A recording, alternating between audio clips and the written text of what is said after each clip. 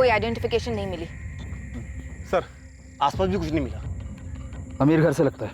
कविता, toll नाके की CCTV check करो। पहले गला काटा गया, फिर लाश पर स्टैबिंग्स हुई, 16 स्टैब्स इन टोटल। किसी को भयंकर गुस्सा आ रहा होगा इस आदमी पर मंसूर ये है कौन, कुछ पता चला? अभी नहीं, पर कपड़ों से बड़े घर वाला लगता है। इसके घर वालों ने मिसिंग कंप्लेंट जरूर दर्ज करवाई होगी।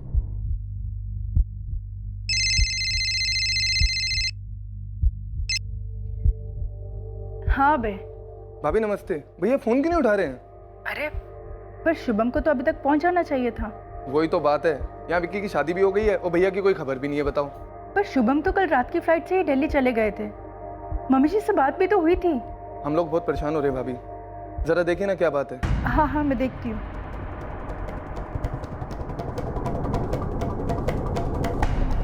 The number you have called is currently switched off.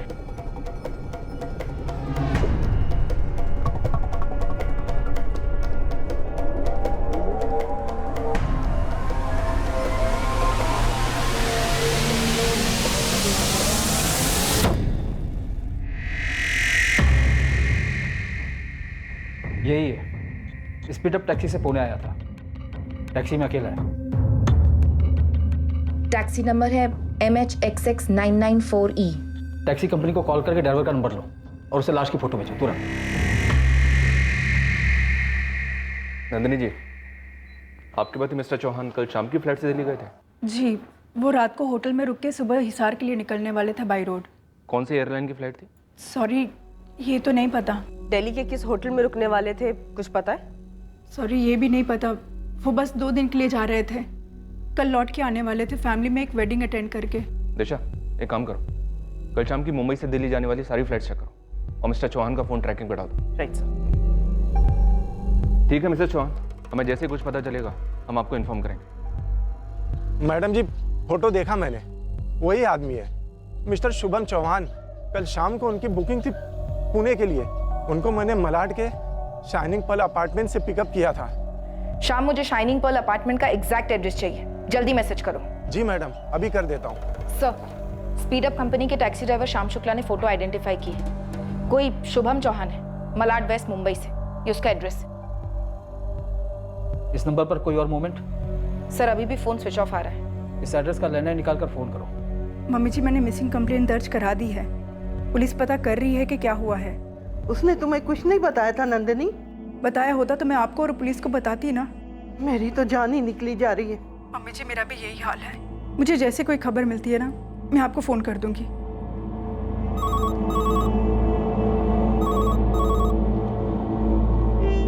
Hello, क्या ये शुभम चौहान का लैंडलाइन नंबर है? जी, मैं उनकी वाइफ नंदिनी चौहान बोल रही हूँ। आप कौन बोल रही हैं? पुणे पुलिस। हमें एक लाश मिली है मैडम।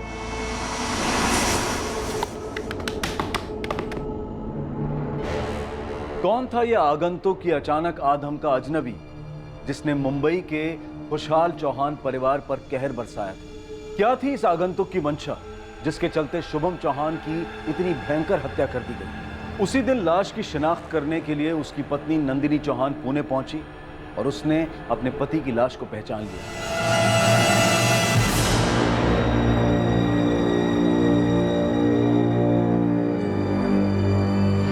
छोटे भाई अभय और मां देविका का भी था, जो कि हिसार की एक वेल एस्टैब्लिश्ड बिजनेस फैमिली से थे।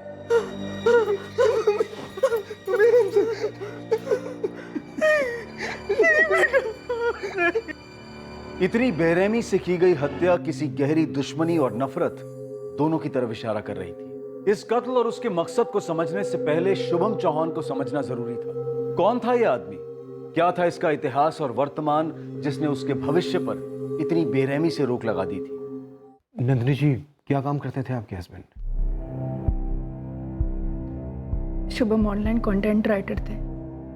वो वेबसाइट्स के लिए आर्टिकल लिखते थे। उन सभी वेबसाइट्स के नाम लिख कर दे दीजिए आप हमें प्लीज।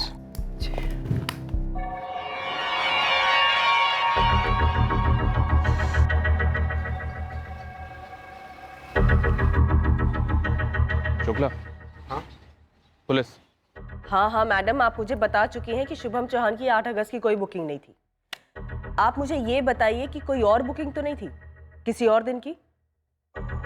ठीक है, आप चेक कीजिए, मैं होल्ड कर। क्या? आप बुकिंग ऑर्डर मुझे तुरंत फैक्स कीजिए, राइट नाउ। कई वेबसाइट्स के लिए काम करते थे, फेमस वेबसाइट्स। जी हाँ, वो अपने काम में काफ़ी अच्छे थे। काम को लेकर शुभम की किसी के साथ कोई अनबन, कोई इशू, कोई दुश्मन? नहीं, शुभम ज़्यादातर घर से ही काम किया करते थे। सर,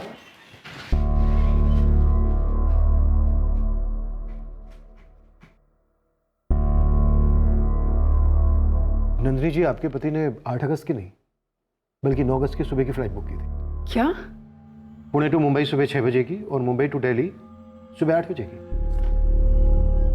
क्या वजह रही होगी कि आपके पति ने आपसे झूठ बोला? No idea sir. शुभम का अक्सर पुणे आना जाना होता था, कोई जान पहचान वाला रहता हुआ? नहीं, ऐसा तो कुछ नहीं था साहब। उन्होंने पुणे में कोई ड्रॉप एड्रेस नहीं डाला था। मैंने पूछा तो बोले बताएंगे। तो कब बताया और कहाँ ड्रॉप किया? जब हम पुणे में इंटर हुए ना साहब, तब उनको एक कॉल आया था। हेलो, हाँ पुणे पहुंच गया हूँ मैं। GTI कॉलेज क्रॉस किया है। कहाँ पर? अच्छा अच्छा, आता हूँ मैं। भैया ये रोड के एंड से पहले जो लेफ्ट है वहाँ रोक लीजिएगा। जी। कितने हुए? उन्होंने कैश पे किया और वहीं रुके रहे। मैं चला गया साहब। उसे वहाँ रिसीव करने के लिए कोई नहीं था, बस ऐसे ही सड़क पर ड्रॉप कर दिया? जी साहब। अगर तू झूठ बोल रहा है ना तो याद रखना, ये तेरी जिंदगी का आखिरी खाना होगा। शुभम घर से बहुत कम बाहर निकला करते थे। ये हिसार वाली शादी के लिए वो महीनों बाद मुंबई से बाहर जा रहे थे। उनकी दुनिया उनका काम ही था, उनका कंप्यूटर। बिल्डिंग में किसी के साथ कोई झगड़ा या फिर कोई और पुरानी दुश्मनी? नंदिनी जी, आप ठीक हैं? दुश्मनी बिल्डिंग में नहीं थी, घर में थी, हमारे घर में। किससे? शौर्य, हमारा बेटा। वो उन दिनों कॉलेज के फाइनल ईयर में था। शौर्य, शौर्य दरवाजा खोलो and come out right now. Shaurya, मैं क्या बोल रहा हूं? Open the door. शौर्य, इतनी हिम्मत तुम्हारी, घर में ड्रग्स लोगे तुम? डैड, मैंने ड्रग्स नहीं लिए हैं।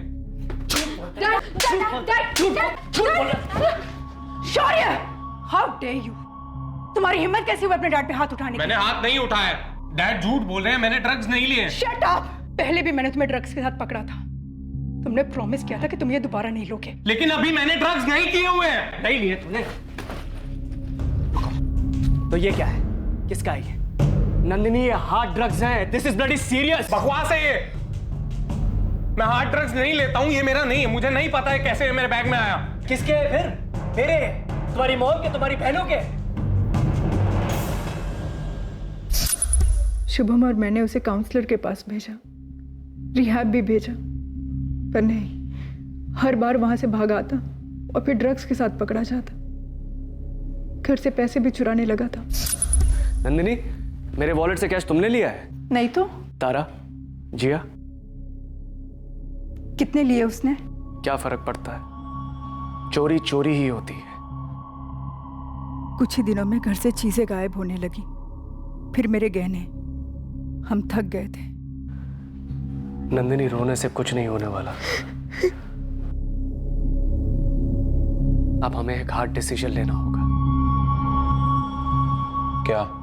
शौर्य, तुम्हारे डैड तुमसे कुछ इंपॉर्टेंट कहेंगे, ठीक से सुनो और समझ लेना, ओके? क्या कहेंगे? देखो शौर्य, अगले 6 महीने में तुम 21 के हो जाओगे। तो तुम्हारी मॉम और मैंने ये डिसाइड किया है कि तुम सही में एडल्ट बनो।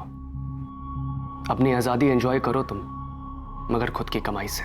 तो आप लोग चाहते हैं कि मैं जॉब करूं? जॉब करो, ड्रग्स करो, जो करना करो तुम्हें, मगर अपनी कमाई से अपने घर में।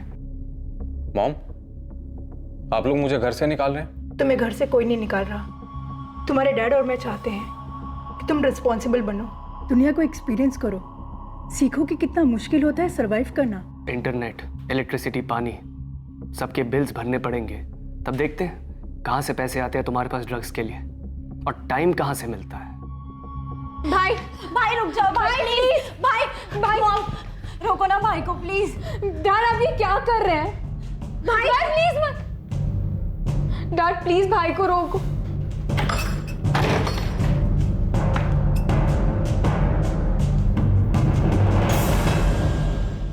दिल पर पत्थर रख के हमने ये फैसला लिया था, पर शौर्य ने उसकी अहमियत नहीं समझी। अपने ही घर को बर्बाद करने की ठान ली थी उसने। इस वक्त कहाँ है शौर्य? करता क्या है? लास्ट सुना था किसी पिज्जा चेन में काम कर रहा है। मेरा फोन तक नहीं उठाता। और आपको लगता है शौर्य ने ही अपने डैड का मर्डर किया है? आपको उसका एड्रेस पता है? पेक्यूलियर पिज्जा में काम कर रहा था, शायद वहां से एड्रेस मिल जाए। सर टैक्सी ड्राइवर ने बताया कि शुभम को उसकी टैक्सी से जस्ट उतरने के पहले कोई कॉल आया था। नंबर फर्जी होगा, फिर भी कॉल रिकॉर्ड्स निकलवाओ और पेक्यूलियर पिज्जा कंपनी से शौर्य का एड्रेस लो, उठा के लेके आओ उसको। दिशा, इन सारी वेबसाइट्स पे बात करो, पता करो शुभम का किसी के साथ किसी तरह का कोई इशू था क्या? Okay sir. ये मिसेस चौहान कह रही थी कि शुभम पूरा टाइम कंप्यूटर पे काम करता था, तो हमें उसकी ऑनलाइन हिस्ट्री और हार्ड डिस्क स्कैन करनी चाहिए। राइट, लैपटॉप स्कैन करो, डिलीटेड हिस्ट्री के लिए फॉरेंसिक के पास भेज दो और शुभम की बिल्डिंग में भी बात करो, उसके बारे में सारी जानकारी इकट्ठा करो। बहुत ही अजीब केस है, एक औरत अपने पति के मर्डर का इल्जाम अपने ही बेटे पे लगा रही है। शौर्य, शौर्य दरवाजा खोल। शौर्य दरवाजा खोल। शौर्य दरवाजा खोल।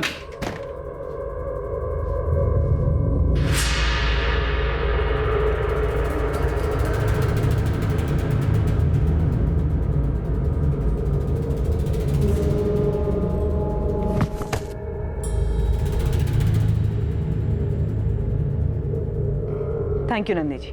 लेकिन आप शुभम का लैपटॉप क्यों चेक करेंगे? मैंने कहा आप लोगों से कि शौर्य। आपने कहा वो ठीक है, लेकिन हम इन्वेस्टिगेशन खुद करेंगे। एक मर्डर के कई कारण हो सकते हैं और कई बार तो ऐसे कारण जो हम सपने में भी नहीं सोच सकते। Thank you for this.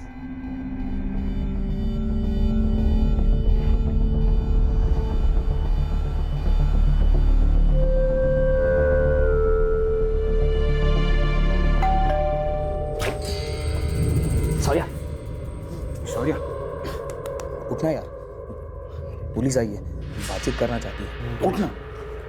कमाल है शौर्य। इस पर्टिकुलर पिज्जा कंपनी ने अभी तक इसे जॉब पर रखा कैसे?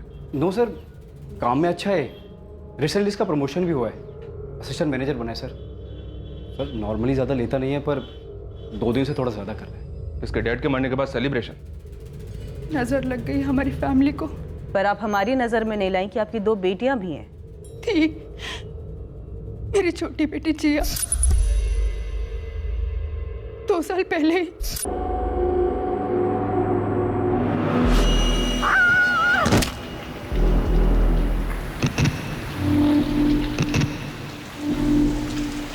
ये कहाँ हुआ था सुसाइड? उसके स्कूल के पास। क्यों हुआ था मिसेस चौहान? हमें कभी पता ही नहीं चला, वो काफी परेशान थी। जिया, अपने हाथ दिखाओ।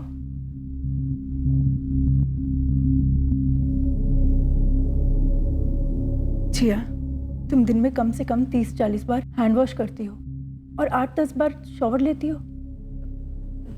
नहीं। कैसे नहीं बेटा? तुम्हारे वॉशरूम में 1 महीने का हैंड वॉश और शैम्पू 2 दिन में खत्म हो रहा है। ये देखो प्रूफ। क्यों बेबी, क्यों? मुझसे कंट्रोल नहीं होता। सॉरी, मैं ट्राई करूंगी ना करने की। बेटा आपको कोई बात डिस्टर्ब कर रही है क्या? स्कूल में कुछ हुआ है? देखो जिया, हमें बताना पड़ेगा ना आपको। मॉम और डैड आपकी मदद कर सकते हैं, प्लीज। शुभम और मेरी लाडली थी जिया, बिल्कुल सीधी सी, सहमी सी, कभी कोई डिमांड्स नहीं, शौर्य से एकदम अलग। और आपकी बड़ी बेटी तारा? शौर्य की फीमेल वर्जन, सिद्धि। छोटी छोटी बात पर लड़ना। 2018 में अपनी मर्जी से अपने कलीग अभिषेक के साथ शादी कर ली और 1 साल के अंदर उससे लड़के वापस आ गई। क्या हुआ तारा? क्या हुआ? तारा, क्या हुआ बेटा? मैं अभिषेक को डिवोर्स दे रही हूँ। डिवोर्स? पर किया क्या है उसने?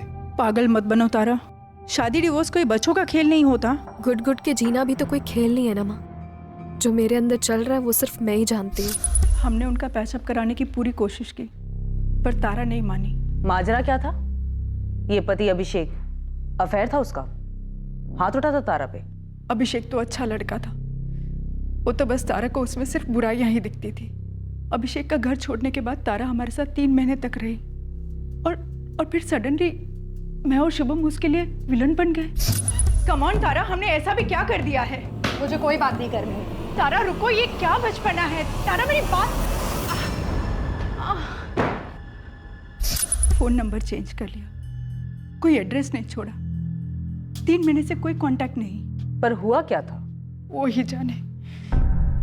हमने तो बस इतना कहा था कि अभिषेक के साथ खुद को एक और चांस दे, फिर से नई शुरुआत करे, पर नहीं, गुस्सा तो नाक की नोक पे रख के घूमती थी। अपने फादर के साथ कोई झगड़ा हुआ था उसका? अरे नहीं, शुभम से बेटर फादर तो इन बच्चों को मिल ही नहीं सकते थे। जैसे मैंने कहा ना आपसे, मेरी फैमिली को नजर लग गई। देखिए मुझे बिल्कुल अकेली।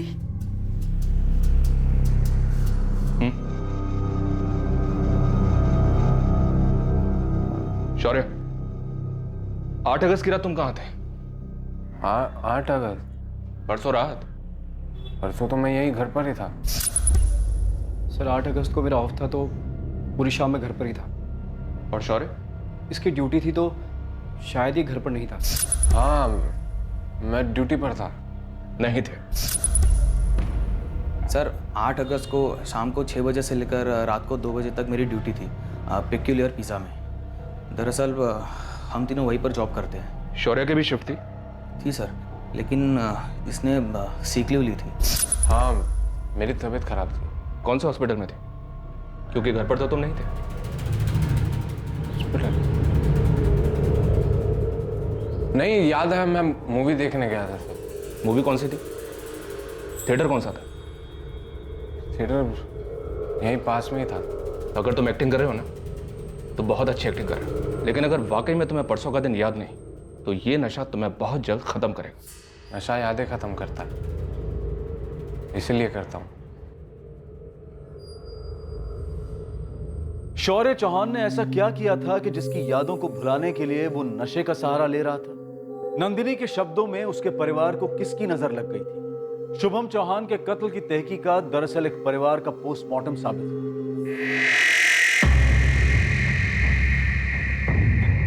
अब मैडम, कोई मुझे बताएगा मुझे यहाँ क्यों बुलाया गया है? अंदर चलिए, बताया जाएगा।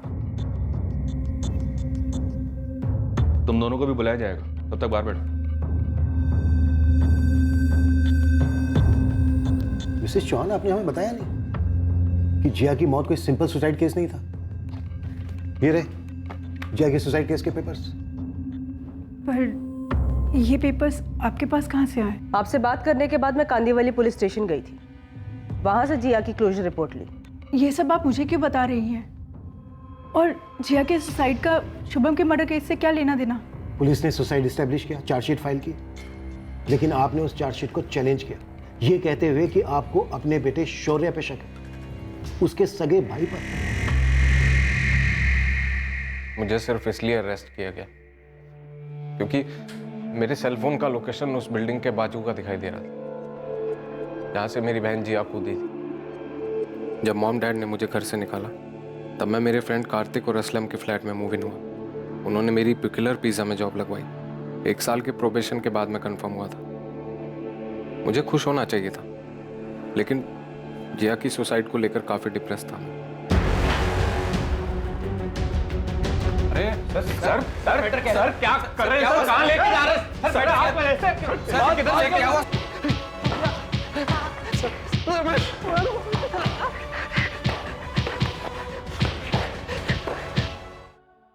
मुझे बहुत पीटा गया, कुत्तों की तरह। लेकिन सर मैं यही कहता रहा कि मैं मेरी छोटी बहन का मर्डर क्यों करूंगा। पूरे 6 महीने इन्वेस्टिगेशन चली, लेकिन वो लोग मेरे खिलाफ कुछ साबित नहीं कर पाए। सुसाइड के वक्त तुम्हारा फोन लोकेशन उस इलाके में क्यों था? क्योंकि सर वो बिल्डिंग और जिया का स्कूल मेरी पिज्जा आउटलेट के बगल में है। जिया कभी कभी मुझसे मिलने आती थी।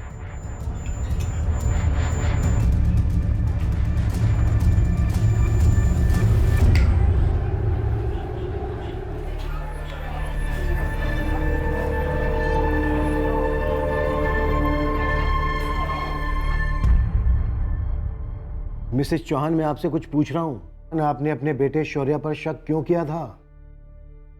क्या जिया ने आपसे शौर्य के बारे में कभी कुछ कहा था? कोई झगड़ा हुआ था दोनों के बीच में?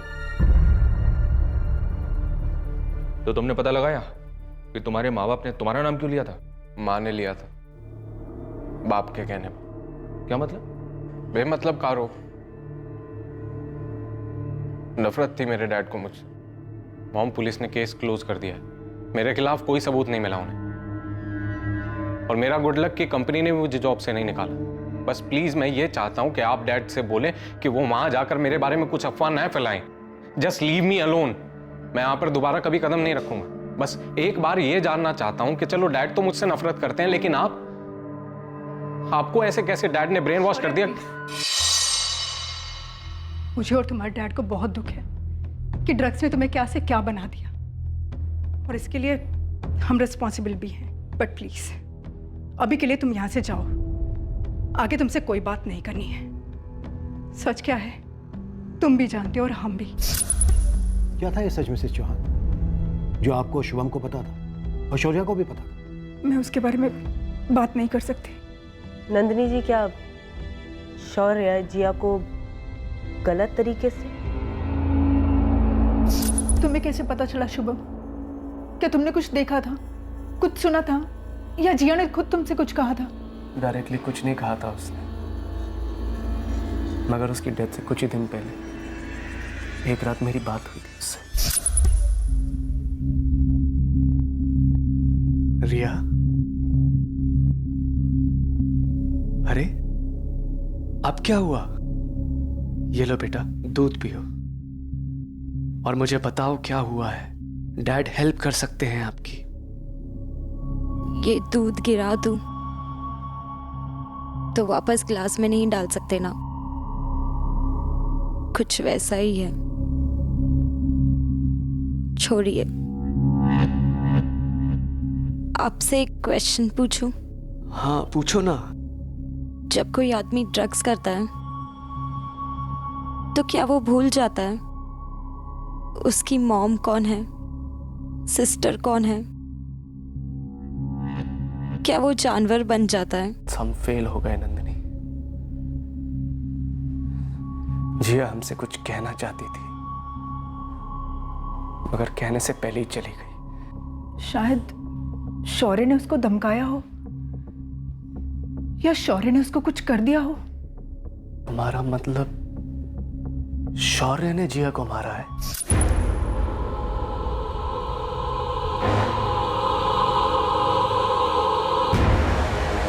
आजा जी। भाई, आपने मुझे यहाँ क्यों बुलाया है? कुछ बोलिए तो। कह रही थी मम्मी डैडी को बताएगी। आप अगर ये सब बंद नहीं करेंगे तो मैं बोलूंगी। मुझे गंदा लगता है भाई। अब नहीं लगेगा।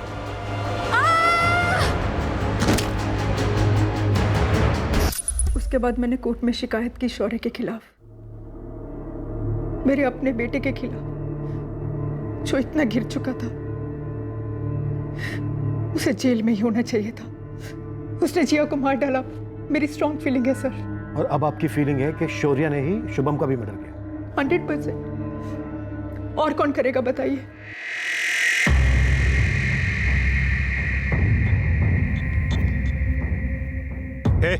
चलो तुम दोनों, और सुन, गलती से जाके टॉयलेट में नशा करेगा ना, वहीं फ्लश कर डालूंगा, समझे?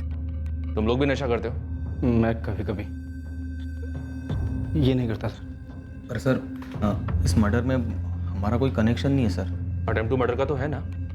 तुम लोग पिज्जा बनाते हो, इतना तो पता ही है कि पिज्जा बनाने से पहले काफी तैयारी पहले से करके रखनी पड़ती है, फिर उसको सजाकर ओवन में डाल दिया जाता है। जी सर। हमारा भी कुछ ऐसा ही है। तुम तीनों को उठाने से पहले थोड़ी तैयारी हमने भी करके रखी। साहब, ये जो आपका शुभम चौहान है ना, वो जहाँ रहता था शाइनिंग पल अपार्टमेंट, उसके पास एक रास्ता है। वो सुनसान रास्ता जो पीछे की तरफ जाता है? जी मालिक। तो वहाँ चरसी मंडली बैठती है। और ये लड़का शौर्य भी चरसी है। तो उनमें से एक चरसी ने टिप दी कि करीब 2-2.5 साल पहले दिसंबर 2016 में इस शुभम चौहान पर उसी रास्ते में कोई हमला हुआ था। दिसंबर 2016 में 3 नकाबपोश लोगों ने हमला किया था शौर्य को उसके अपने घर से निकाले जाने के बाद। जब वो तुम दोनों के साथ रहने आया था। सर, दरअसल शौर्य अपने डैड से नफरत करता था और उन्हें चोट पहुंचाना चाहता था। दरअसल सर, हमारा इरादा उनको चोट पहुंचाना था, मर्डर करना नहीं था सर। बस सर, हम शौर्य की बातों में आ गए थे। उस एक टाइम सर, सिर्फ उस एक टाइम।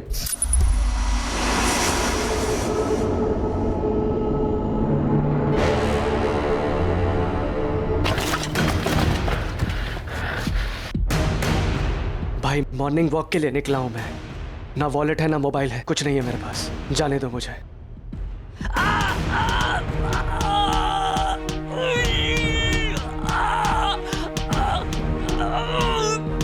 शौर्य चल आजा, बहुत हो गया।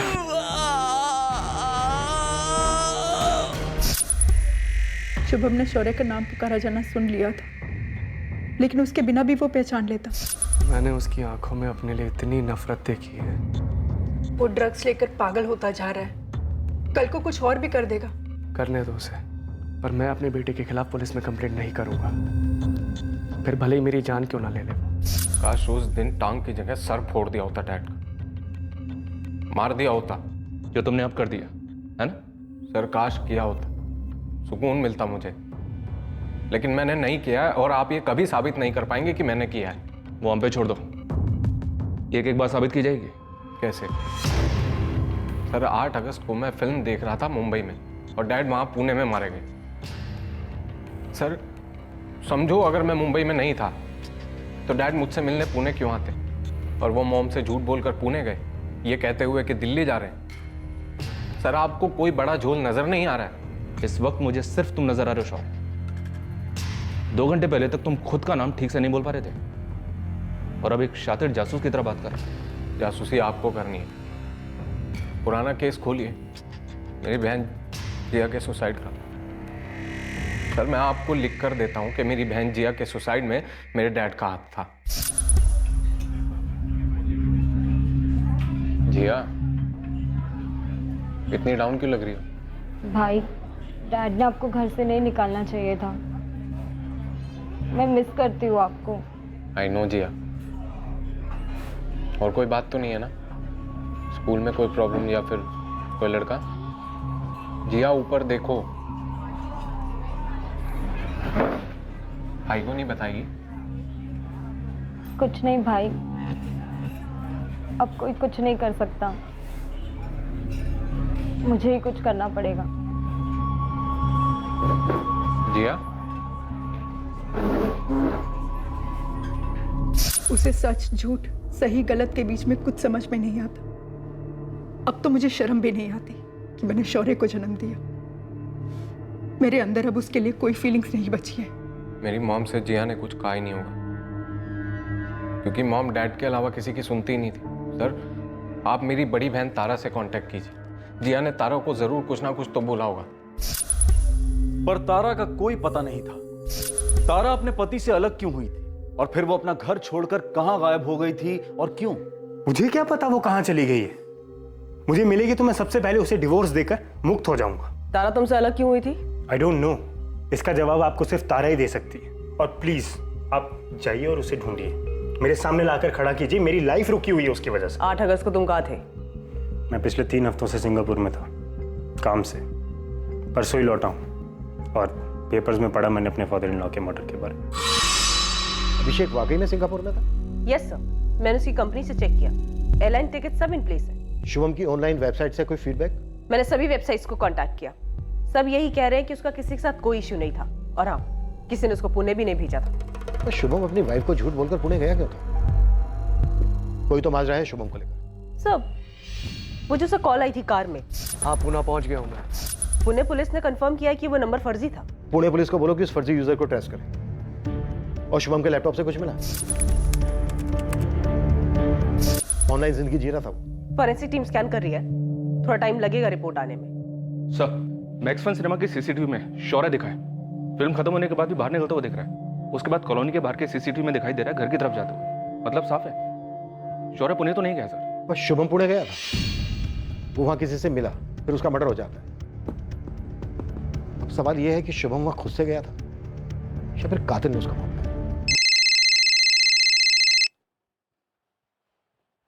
हाँ रशिद, बोलो। साहब मालवानी से बोल रहा हूँ। यहाँ एक राजू ड्राइवर है जिसे इस साल मई के महीने में शुभम ने नौकरी से निकाल दिया था। इससे कोई टिप मिल सकती साहब, आपको उठवा लो। पूरे 2 साल ईमानदारी से ड्यूटी की थी चौहान फैमिली की। वो शुभम साहब की किसी एक्सीडेंट में टांग टूट गई थी, तब उन्होंने मुझे रख लिया था। साहब मैं पूरी शिद्दत से ड्यूटी करता था शुभम साहब की, सबसे घुल मिल भी गया था। जब जिया ने आत्महत्या की तो मुझे लगा मैंने अपनी छोटी बहन को खो दिया।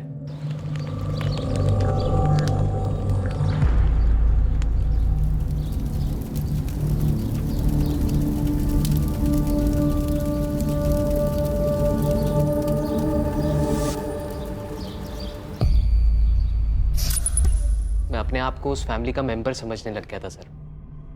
नंदिनी मैडम और तारा के साथ काफी घुल मिल गया था।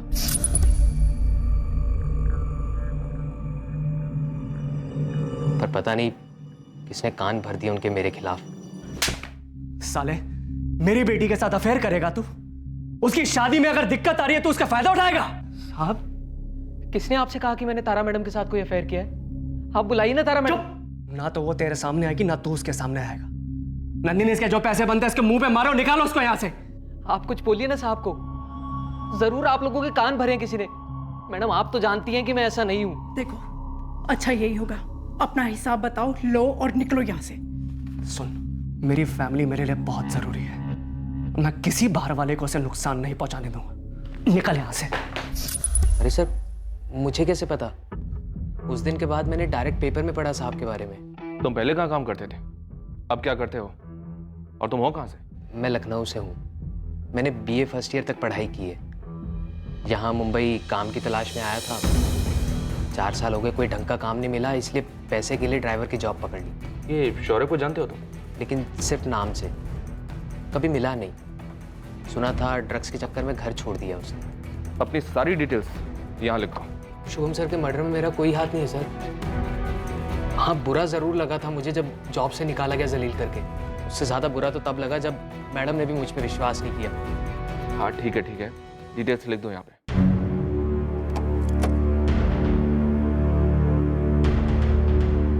नंदिनी जी, पहले आपने हमें जिया के बारे में नहीं बताया, फिर आपने हमें अपने ड्राइवर राजू के बारे में नहीं बताया। हमसे इतनी इंपॉर्टेंट इन्फॉर्मेशन छुपाने का कोई खास कारण? नहीं, छुपाने जैसा कुछ नहीं है, बल्कि घिन की वजह से नहीं बताया। आपकी फीलिंग्स अपनी जगह है नंदिनी जी, लेकिन ये इंपॉर्टेंट इन्फॉर्मेशन है। क्या कोई और बात है जो घिन की वजह से आप हमें नहीं बता रही हैं? नहीं, कुछ नहीं, पर अफेयर था। मुझे और शुभम को इतनी शर्म आई हमारी बेटी पर।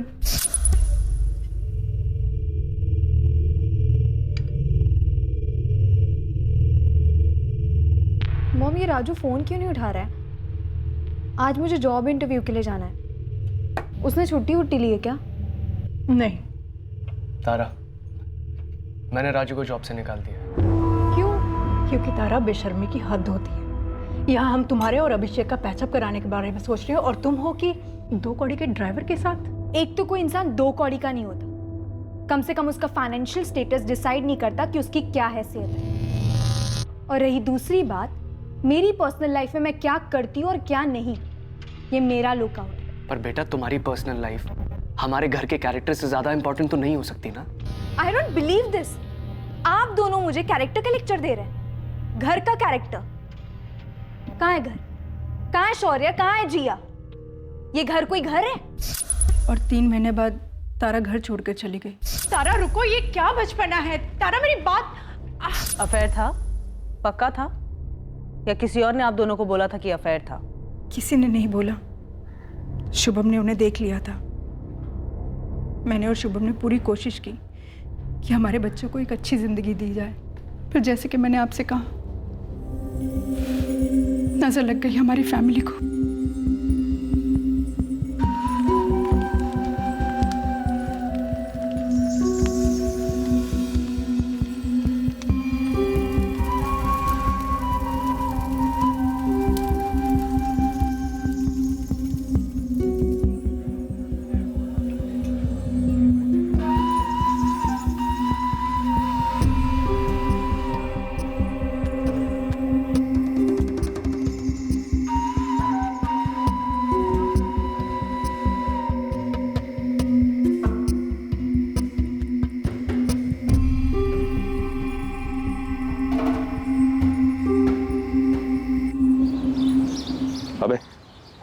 पुणे में कोई तुम्हारा रिश्तेदार वगैरह है जहाँ शुभम गया हो? जी नहीं, हमारा कोई रिश्तेदार पुणे में नहीं रहता। जब शुभम हिसार में था या जब दिल्ली में जॉब कर रहा था, कभी किसी ने उसे जान से मारने की धमकी दी हो या किसी क्रिमिनल से पाला पड़ा हो अतीत में?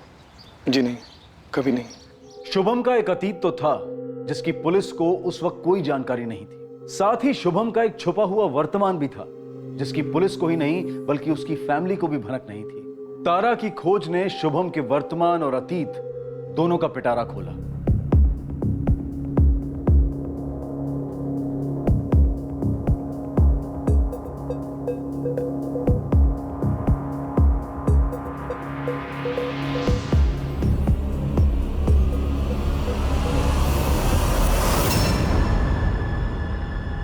ए बॉबी। जी डोली मैम। बॉबी क्या है ये? हाँ? इस फोटो को निकाल यहाँ से, डिलीट कर। ये लड़की तो अब मिलने से रही। अरे उस जगन ने एडवांस लेकर धोखा किया है मेरे साथ। लेकिन बॉबी, अगर जगन ने इस लड़की का सौदा कहीं और कर दिया ना, तो मैं उसे छोड़ूंगी नहीं।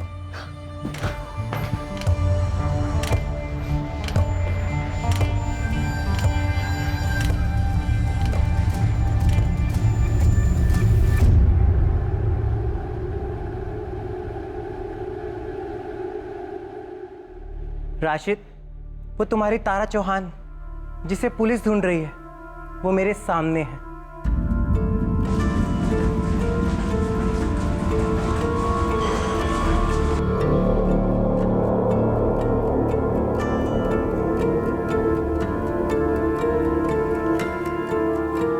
अरे रुक राशिद, धीरे, आराम से। चल बोल, डॉली मैडम कौन है, जगन कौन है? साहब मेरा एक दल्ला दोस्त है पुणे में, बॉबी नाम है उसका। वो इस डॉली मैडम के लिए काम करता है। साहब डॉली मैडम लड़कियों का धंधा चलाती है, वो भी ऑनलाइन। ये सारी लड़कियां सप्लायर से खरीदी जाती हैं, फिर वो डॉली मैडम की प्रॉपर्टी बन जाती हैं। साहब ये बॉबी ऑफ साइड काम देखता है, होटल बुक करना, लड़कियों को टाइम पर लाना, उनकी पेमेंट करवाना, सब। साहब ये बॉबी डॉली मैडम के छोटे मोटे काम भी करता है, मोटा मोटा बिजनेस मैनेजर है इनका। और ये जगन लड़कियां सप्लाई करता है डॉली के लिए? बिल्कुल साहब, ये जगन अलग अलग जगह से लड़कियां ढूंढता है, खरीदता है, फंसाता भी है। तो बॉबी ने मुझसे बोला कि जगन ने डॉली से एडवांस लिया था तारा के लिए, लेकिन जगन ने लड़की डिलीवर नहीं की और जगन फरार है साहब। ये जगन भी पुणे का ही है? जी साहब। शुभम भी पुणे गया था सर, और वहां उसका मर्डर हुआ। सर, पुणे पुलिस से मैसेज आया है। वो जो फर्जी नंबर था जिससे शुभम को फेक कॉल आई थी, वो ट्रेस हो गया है। नाम पता चला उसका? ये सब कोई हिस्ट्री शीटर है, प्रोस्टिट्यूशन के केस में सजा काट चुका है। जगन सेठी नाम है उसका? Yes sir. शुभम चौहान को उस आदमी का फोन आया था जो डॉली मैडम को उसकी बेटी बेचना चाहता था। How possible? उसकी अपनी सगी बेटी? Inspector Saurabh Rawat, Malad police station. Inspector Rawat, मैं एक्स एसीपी राघव कुमार बोल रहा हूँ। 10 साल पहले मैंने पुलिस फोर्स से अर्ली रिटायरमेंट ली थी और तभी से मैं अपनी प्राइवेट डिटेक्टिव कंपनी चला रहा हूँ। जी राघव साहब बोलिए, क्या सेवा कर सकते हैं आप? सेवा तो दरअसल मुझे करनी है तुम्हारी, शुभम चौहान मर्डर केस को लेकर। राघव साहब, आप हमें शुभम चौहान मर्डर केस की टिप दे रहे हैं? दरअसल 9 साल पहले का मेरा एक केस था। जब मैंने शुभम चौहान के मर्डर के बारे में पढ़ा तो सोचा आपको फ़ोन करूं। देखिए, ये जो तीनों बच्चे हैं, तारा, शौर्य, जिया, ये शुभम के अपने बच्चे नहीं हैं। शुभम इनका असली पिता नहीं है। व्हाट? शुभम चौहान, शौर्य, तारा, जिया इनके सगे फादर नहीं थे? बिल्कुल।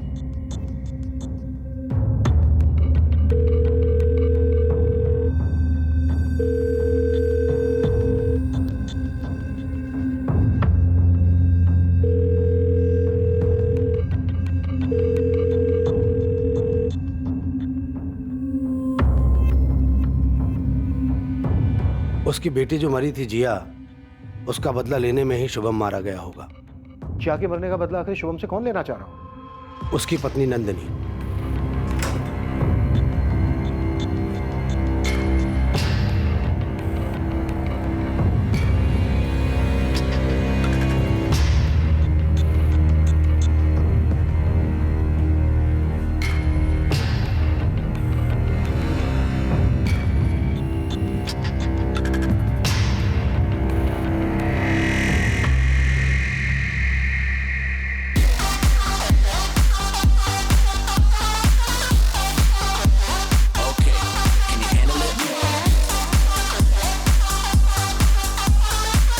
हमेशा निशाना बनाया था साले पे, लेकिन निशाना किसी और का लगा, लेकिन क्या लगा